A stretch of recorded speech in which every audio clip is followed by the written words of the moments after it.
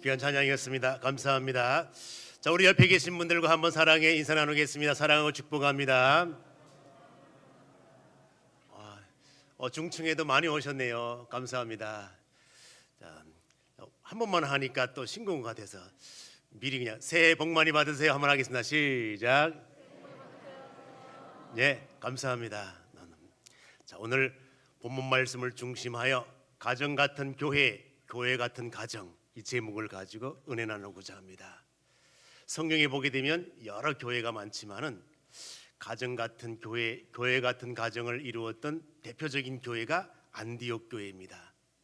자, 그래서 이 안디옥 교회를 중심으로 하여 가정의 본질, 교회의 본질이 무엇인지를 비교하면서 생각을 해보도록 하겠습니다.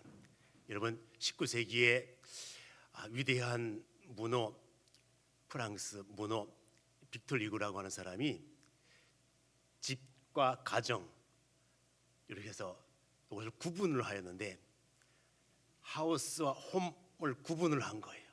하우스는 뭐냐? 돈 있으면 짓는 게 하우스라는 거예요.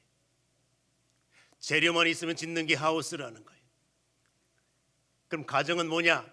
홈이라고 하는 것은 사랑이 전제되어야 된다는 거예요. 그러므로 하우스는 돈 많으면 지을 수 있지만 홈은 돈 가지고도 지을 수 없는 게 홈이라는 거예요. 그렇습니다. 오늘날 우리 가정들이 그냥 현상적으로 모양은 예쁘지만 그 속에 아름다움이 있는지, 사랑이 전제되어 있는지 이런 것들을 한번 생각을 해봐야 된다는 것입니다.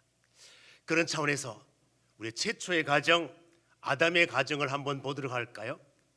아담의 가정, 이 가정에는 세 가지 필요가 채워져 있었습니다. 어떤 필요가 채워져 있었는가 하면 정신적인 필요가 채워져 있었고, 육적인 필요가 채워져 있었고, 영적인 필요가 채워져 있는 가정이었습니다. 정신적인 필요, 이게 무엇입니까? 아담이 홀로 독초하는 것, 이것이 안 좋게 보이는 거예요.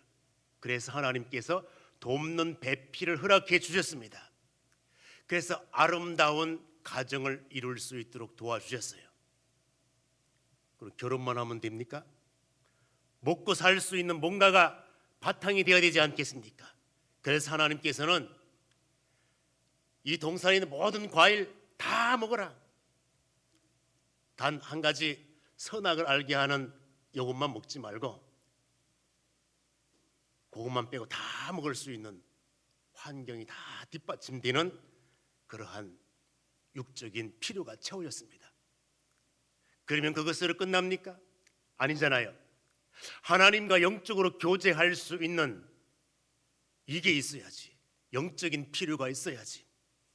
그래서 하나님께서는 아담과 관계성을 맺고, 그러므로 아담의 가정에는 항상 영적인 필요가, 육적인 필요가, 정신적인 필요가 다 채워져 아름다움의 모습으로 형성이 되어 있습니다.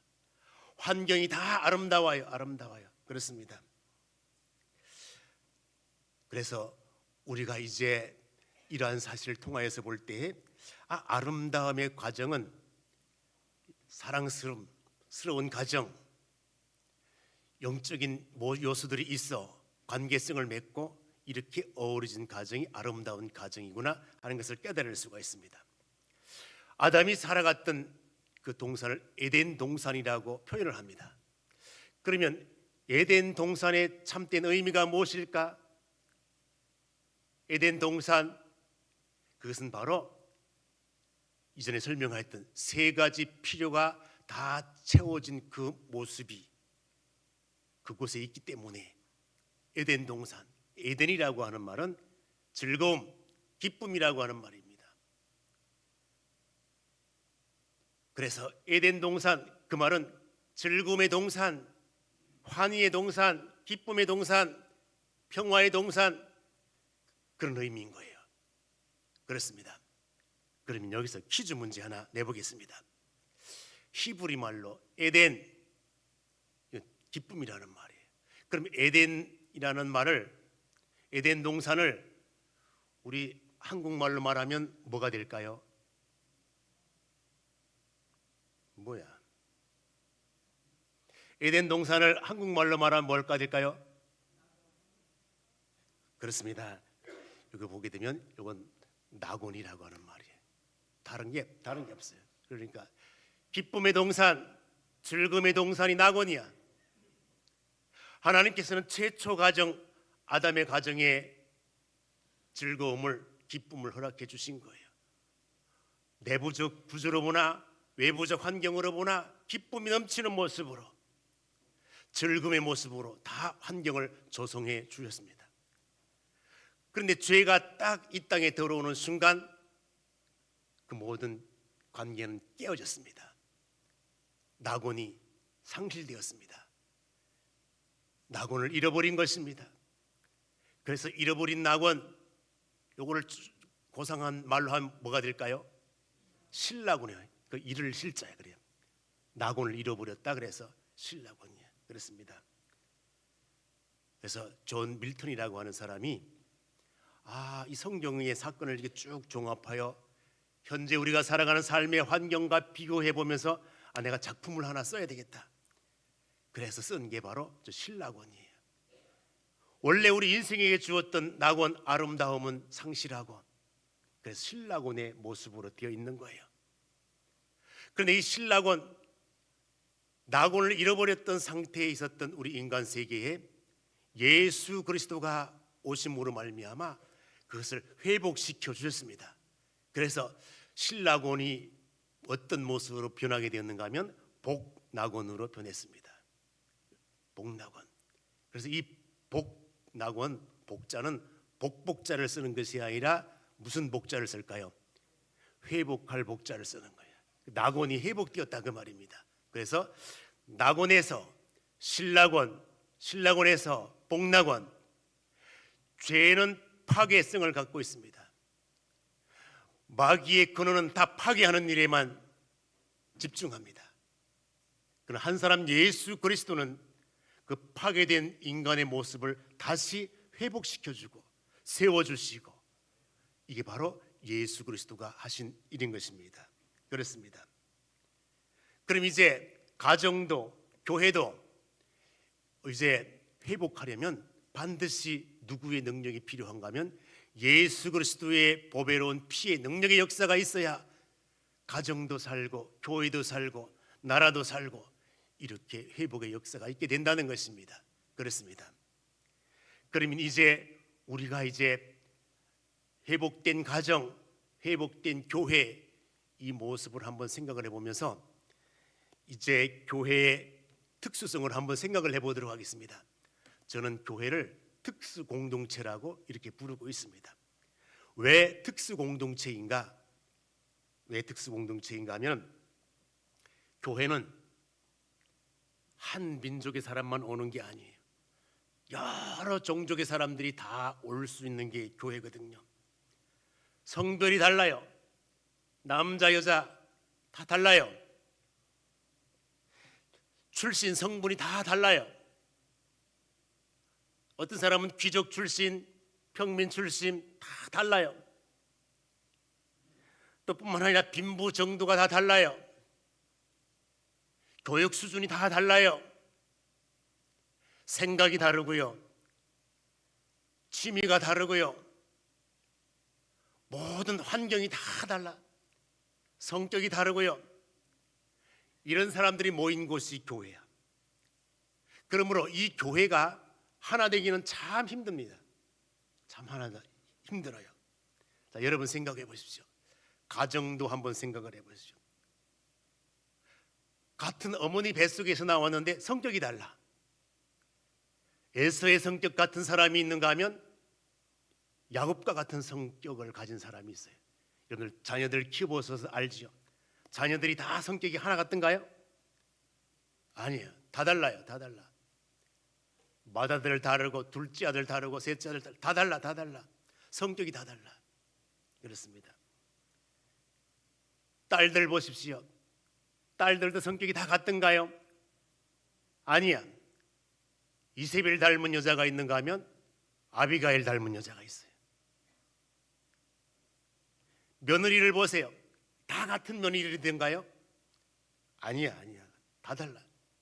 동서지간 모이면, 한 집에 모이면 동서들이 다 같은 성격으로 이루어졌어요? 아니잖아요. 모든 생김새도 다르고 성격도 다르고 문화 수준도 다르고 다른 사람들이 교회 구성원이 되고 가족 구성원이 되는 거예요. 그럼 이런 사람들이 하나 되기는 참 힘들잖아요. 하나 되기 힘들어요.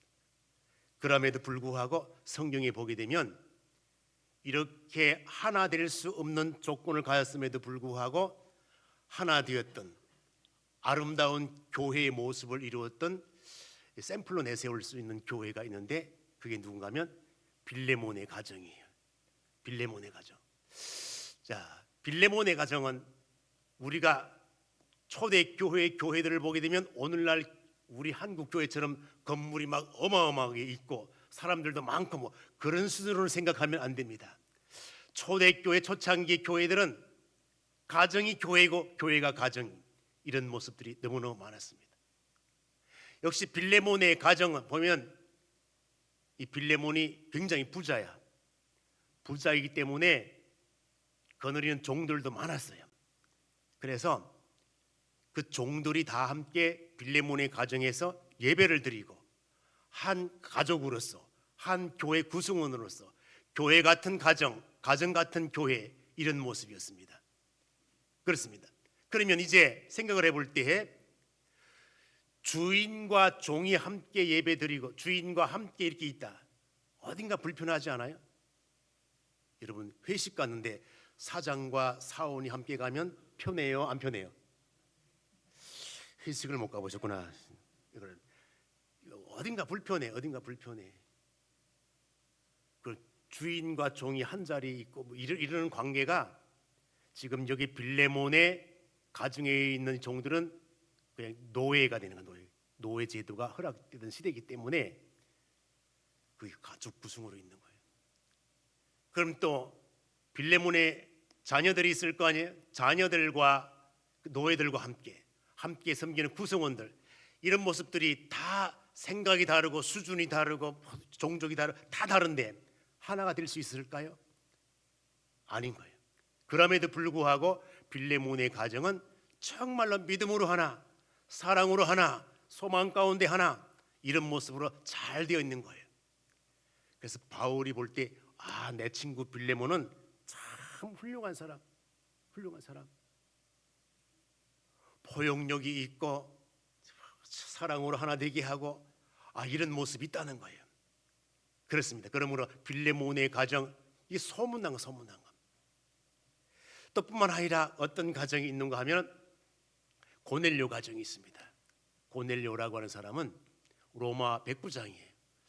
로마 군대 장교로서 이 유대 땅에 와가지고 주둔하고 있는 거예요. 그럼 타지에 와가지고 신앙생활하기 힘든데 신앙생활을 하는 거예요. 백부장 밑에 부하들이 있어요. 가정들이 있고 그 가정들이 또 있고, 또 뿐만 아니라 누구들이 있는가 하면 하인들이 있고. 그래서 오늘 성경 말씀을 이렇게 보게 되면은 여기에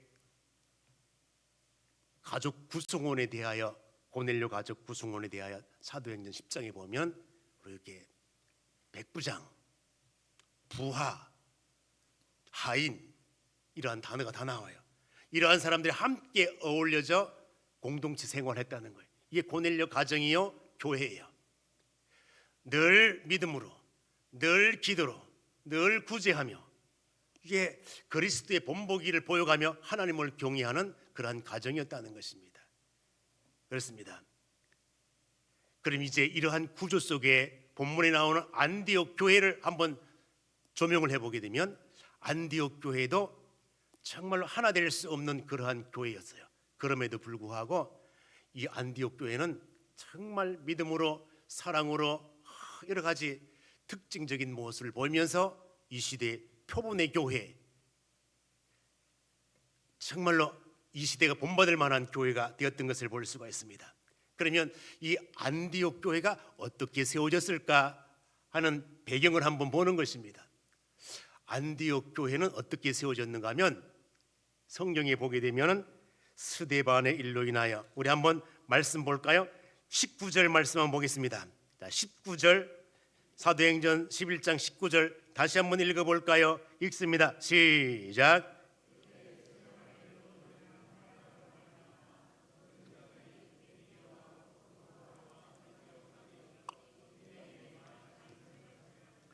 자, 그렇습니다. 이 예루살렘에 스데반이라고 하는 사람으로 인하여 사건이 생긴 거예요. 그래서 기독교인들에게 핍박이 가해지기 시작하였는데, 그러면 스데반의 일이 무엇일까? 요걸 한번 생각을 해보는 거예요. 자, 이제 스데반이라고 하는 사람이 성령 충만을 받게 됩니다. 성령 충만을 받아가지고 온 지역에 다니면서 기사 표적이 막 일어나는 거예요. 놀라운 기적의 역사가 나타나는 거예요. 그러니까 유대인들이 가만히 보니까 우리는 유대교인데 저건 기독교 집단 이상한 게 현상들이 일어나고 막 이제 주목해 보는 거예요. 주목해 보는 거예요. 이제 그렇습니다. 여기서 표적과 기적이 나타나고 이 많은 회중들 앞에서 스데반이 막 설교를 하는 거예요. 설교를 하는데 설교를 하다가 돌로 쳐 죽임 당해. 그럼 도대체 어떻게 설교를 했길래 쳐 죽임을 당했을까? 성경은 그렇게 표현합니다. 스데반이 설교를 하는데 막 직설적으로 설교했던 것 같아. 가감 없이 그냥 성령께 주시는 말씀 그대로 그냥 했는 모양이라. 뭐라고 했는가 하면은 너희들은 마음의 할례를 받지 않은 자들이다. 할례를 받지 못한 자들. 마음의 할례가 있어야 되는데 마음의 할례를 받지 못하는 자들이다. 너희들은 성령을 거스리는 자들이다. 이렇게 직설적으로 설교를 하는 거예요. 너희들은 의인을 죽인 자들이다. 메시지가 너무너무 강하잖아요. 그렇습니다. 하나님께 주신 율법의 말씀 받기만 했지 지키지 않는 자들이다. 이렇게 막 강하게 설교를 했던 모양이다. 그랬더니 유대인들이 화가 난 거예요. 우리 경상도 말로 뭐라 씨부리 쌌노? 이렇게 됐겠지. 이래가지고 돌 가져와라. 돌로 쳐 죽여. 그래 숨겨. 그때부터 유대 당국에서는 명령이 내려진 거야. 스데반과 한패 먹고 스데반의 사상을 따르고 이렇게 하는 사람들을 다 잡아라. 핍박이 가해진 거예요. 그래서 할 수 없이 이러한 핍박 사건으로 인하여 흩어지기 시작한 거예요. 그래서 이것으로 저것으로 다 흩어져 간 거예요. 그런 중에 흩어진 자들이 안디옥에 이르렀던 사람들이 있는 거예요. 우리가 교회를 세우자. 그래서 평신도 중심으로 교회를 세운 거예요. 그게 안디옥 교회인 거예요. 안디옥 교회. 그렇습니다. 그러면 안디옥 교회는 말씀의 소중함을 알았어요. 고난이 무엇인가를 알았어요. 그들 삶 가운데 모든 것 다 잃어도, 모든 것 다 빼앗겨도, 환난이 있어도 핍박이 있어도 오직 예수 한 분만 있으면 된다는 거예요.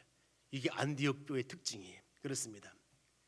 그래서 이제 안디옥 교회 사람들이 다 모여가지고 교회를 세우는데, 맨 처음에는 유대인에게만 전도를 하다가 아니라 이거 유대인만 하면 안 되고 헬라인에게도 하자. 그래서 유대인, 헬라인 상관없이 모든 자들에게 복음을 전하여 안디옥 교회 구성원들이 한 사람 두 사람 더하게 되었습니다. 그렇습니다. 그래서 안디옥 교회 구성원들을 보게 되면 유대인들이 있을 것이고 이방 헬라인들이 있었을 것이고 섬 출신 바나바는 섬 출신이에요. 구브로 출신이거든요. 또 흑인 출신 시몬을 뭐라고 표현하면 니게르인 시몬. 그래서 니게르라는 말이 흑인이라는 말이에요. 흑인. 그렇습니다. 귀족 출신 마나엔, 이 사람은 헤롯의 젖동생 마나엔, 로마 그런 계급으로 따질 때에 로마 뿐만 아니라 로마로부터 임명을 받은 헤롯 가문의 모든 귀족 성분을 타고난 사람이야. 그러므로 귀족 출신 마나엔, 또 루기오는 이제 어디 출신인가 하면 외국 출신이에요. 그래서 니게르뿐만 아니라 여기에 외국 이집트 근처의 한 작은 마을에서 태어난 사람이야. 그렇습니다. 그래서 우리가 한번 13장 1절 가서 한번 볼까요? 안디옥 교회 구성원을 보기 위하여. 자, 13장 1절 다 같이 한번 보겠습니다. 읽습니다. 시작.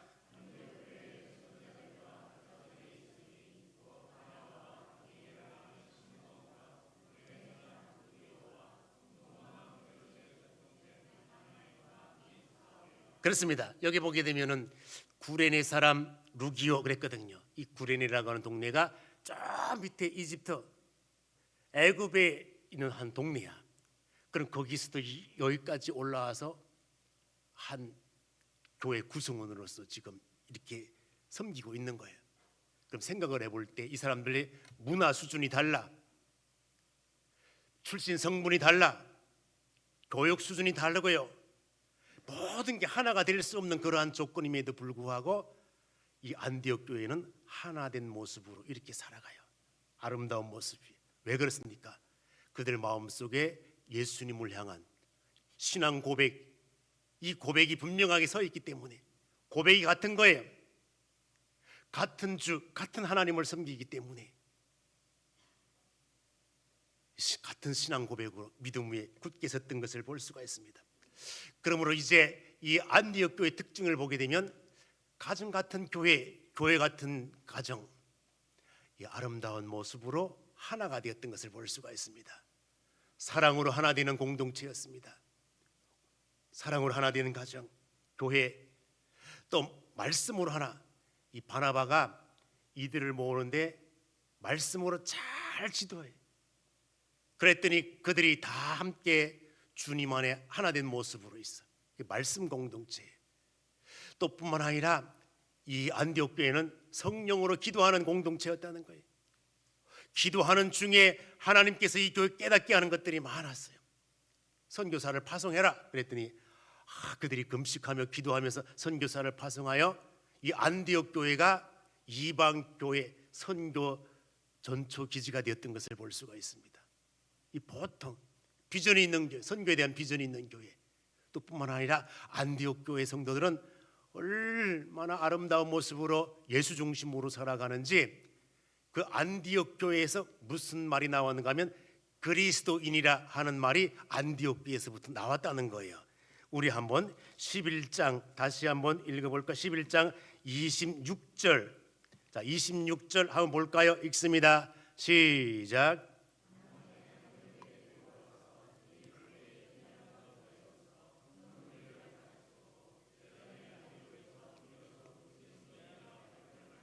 자, 그리스도인이라는 말이 여기서 이제 나온 거예요. 그렇습니다. 그럼 이제 우리 그리스도인 요 의미가 무엇인지 그렇습니다. 오늘 한번 생각을 해보면 그리스도인이라고 하는 요 단어를 헬라어로 표기하게 되면 크리스티아누스 이렇게 표시해.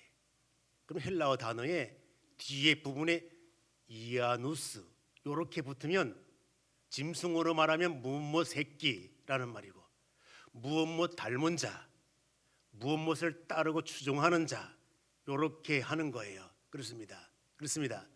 그러면 이제 크리스토스, 이게 그리스도라는 말이에요. 그리스도라고 하는 말 뒤에다가 이아누스를 붙이니까 크리스티아누스 이렇게 되는 거예요. 이 말이 무슨 말인가 하면 직역을 하면 무슨 새끼라는 말이에요. 그리스도 새끼라는 말이야. 그럼 이 말이 누구에 의해서 불려지게 되었는가 하면 안디옥 교회가 세워진 그 마을 사람들이 안디옥 교회 성도들에게 조롱하면서 불렀던 말이 크리스티아누스야. 그게 무슨 말인가 하면 저들 예수쟁이들 어떻게 살아가는 삶이 꼭 예수랑 똑같이 살아가냐, 빈정대고 조롱하는 말로 예수 새끼들이라 이거예요. 이런 말을 들은 거야.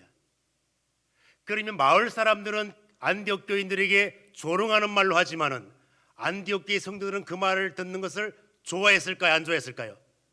좋아했지. 왜? 예수 닮았다 하는데 안 좋을 사람이 어디 있겠습니까? 안디옥 교회 성도들을 보고 마을 사람들이 저건 마귀 새끼 닮았네, 그러면 좋을까요? 아니야.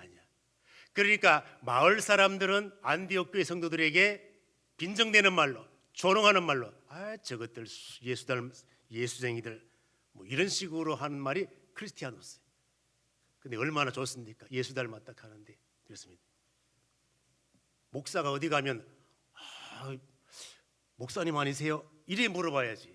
어디 가는데 형사 아니세요? 이러면 또 곤란하잖아요. 그렇습니다. 그 이미지가 목사 이미지가 되는데 어딘가 모르게 범죄자 이미지가 같고, 제가 그래서 늘 불안해. 어디 가면 목사라 해야 될 건데 어디 뭐 경찰서에서 왔느냐고 뭐 이렇게 해서 이 묻구나. 옛날에 검문소에 가다가 검문을 차량들마다 근무하잖아요. 꼭 검문소 다른 사람 다 보내고 저에게 와가지고 면허증 보지. 제 인상이 범죄자 인상인가 봐요. 늘 고민이야. 예수 닮았다고 하는 건 참 복이야. 어느 날 내가 데파트 옆에 거기 가보니까 홍게를 파는 그 분이 계시더라고요. 갔더니 제가 말하는 소리, 어떻게 목소리를 보니까 목사님 같다고. 그래가지고 잔뜩 사가지고 왔잖아. 얼마나 기쁜지. 세상에 다른 사람들은 다 형사 같다 하고 범죄자처럼 이렇게 취급하는데 그분만 내가 속으로 참 신령한 분이 여기서 장사를 하시는구나. 여러분, 그리스도 닮았다는 게 얼마나 귀한지 몰라요. 그렇습니다. 그래서 여러분, 이 똑같은 의미를 비교해 보게 되면 헤롯 당원들이 있습니다. 그런 헤롯 당원들은 헤롯을 추종하고 헤롯을 따르는 자들이야. 그러면 헤롯 당원들에게 뭐라고 하면 좋을까요? 뒤에 이아노스만 붙이면 돼요. 뭐라고 하면 될까요? 그렇지, 헤로디아노스. 그렇습니다. 로마의 가이사 군대가 있어요. 가이사를 위하여 충성하는 자들이야 다. 그러면 이 사람들에게 뭐라고 하면 좋을까요? 참 너무너무 좋습니다. 굉장히 쉽지요. 이제 우리는 말씀을 종합해 보도록 하겠습니다. 그러면 이제 내 신앙을 보는 거예요. 나의 가정은 죄의 영향으로 파괴된 가정인지 한번 생각을 해보는 거예요. 아니면 이게 회복된 가정인지, 예수 그리스도의 피로 회복된 가정인지를 한번 보는 거예요. 그렇습니다. 완벽하지 않지만은 우리의 모든 신앙의 삶은 자꾸 진행되어 가면서 성화의 길을 가는 거예요. 그렇습니다. 우리 인간은 이 땅에 영화를 이룰 수가 없어요. 인간 세계에서는. 그래서 성화의 길을 걸어가여 우리가 죽은 다음에 영화로운 모습이 되는 거예요. 그러므로 신앙은 이루었다가 아니라 계속 이루기 위하여 달려가는 것이 우리의 신앙의 모습이에요. 그렇습니다. 지금은 불완전하고 지금은 미약하고 지금은 다 부족한 것이 있지만은 예수 그리스도로 말미암아 회복되어지기를 원해서 날마다 기도하고 주님께로 가까이 가고 은혜 보좌 앞으로 나오고 이런 삶인 거예요. 그렇습니다. 나 자신을 볼 때에 세상의 빛과 소금이 되는지를 한번 생각을 해보는 것입니다. 그래서 바로 그리스도인이라고 하는 것은 바로 세상에 그리스도의 모습을 나타내 보이는 것, 이 그리스도인의 삶인 것입니다. 여러분, 말씀을 맺겠습니다. 여러분, 주님 안에서 여러분의 심령이 회복되고 가정이 회복되고 교회가 회복되는 역사가 있기를 주님의 이름으로 축원드립니다. 기도하겠습니다. 사랑 많으신 아버지 하나님, 말씀 허락하심 감사합니다. 이 말씀이 내 영적인 삶과 육적인 삶의 원칙이 되게 하시고 이 말씀대로 준행하여 열매 거둘 수 있게 하여 주시옵소서. 예수님의 이름으로 기도 올리옵나이다. 아멘.